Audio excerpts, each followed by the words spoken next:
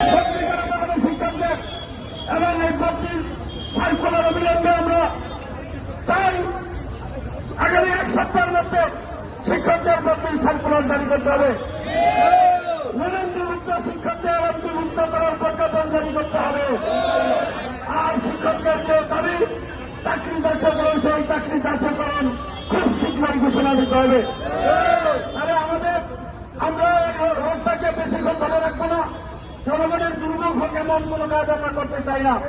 আমরা শুধু কদম ফুল ফোয়ারা পর্যন্ত যে, কারণ যেহেতু শিক্ষা অধিদপ্তরের ডিজিকে প্রত্যাহার করে নিয়েছে, সেই জন্য আজকে আমরা শিক্ষা অধিদপ্তরের ঘেরাও কর্মসূচিটা আমরা রাখবো না, কারণ ডিজিকে যেহেতু প্রত্যাহার করেছে। কিন্তু আমরা শিক্ষা নায়নের ডিজিকে প্রত্যাহার চাই এবং শিক্ষা অধিদপ্তরের এখনো যারা আওয়ামী লীগের আছে তাদেরকে 72 ঘন্টার সময় দিলাম। 72 ঘন্টার মধ্যে তাদেরকে বদলি করাতে হবে এবং প্রত্যাহার করে নিতে হবে। আর আবারও আমি বলছি, এই শিক্ষা সচিবকে নিয়ে শিক্ষা মন্ত্রণালয় চলবে না। শিক্ষা সচিব আওয়ামী লীগের দোষর বই দিতে পারেনি, আমাদের ছাত্রছাত্রীরা বই দিতে পারেনি। তাই কি আমি এসি মিলে বসে থেকে সরকারের সুবিধা পাওয়ার জন্য তাকে কি সচিব বানানো হয়েছে, নাকি কাজ করার জন্য সচিব বানানো হয়েছে? সুতরাং যেই সচিব ছাত্রদের বই দিতে পারেনি, তার এই মন্ত্রণে থাকার কোন রকমের যোগ্যতা নাই।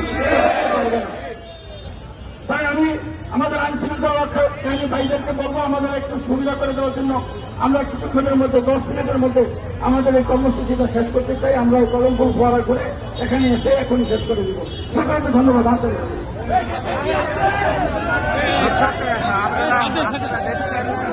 শিক্ষক কর্মচারী ঐক্যজোট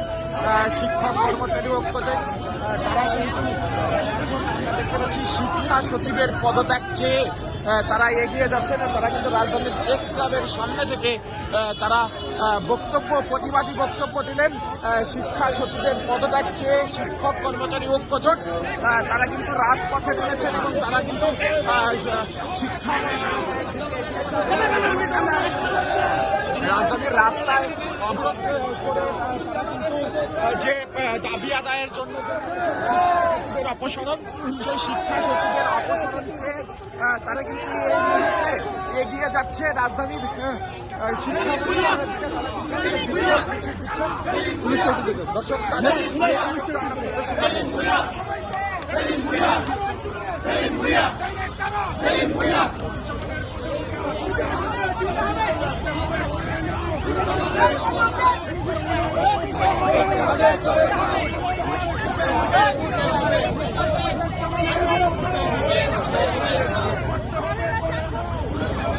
দর্শক আপনাদেরকে দেখানোর চেষ্টা করছি শিক্ষা সচিবের পদত্যাগ চেয়ে রাজধানীর রাজপথে শিক্ষক কর্মচারী ঐক্যজোটের বিশাল যে মিছিল, সেই মিছিলের চিত্রই কিন্তু আমরা আপনাদেরকে সরাসরি দেখানোর চেষ্টা করছি কেটিভি নিউজ 24 এর ক্যামেরায়।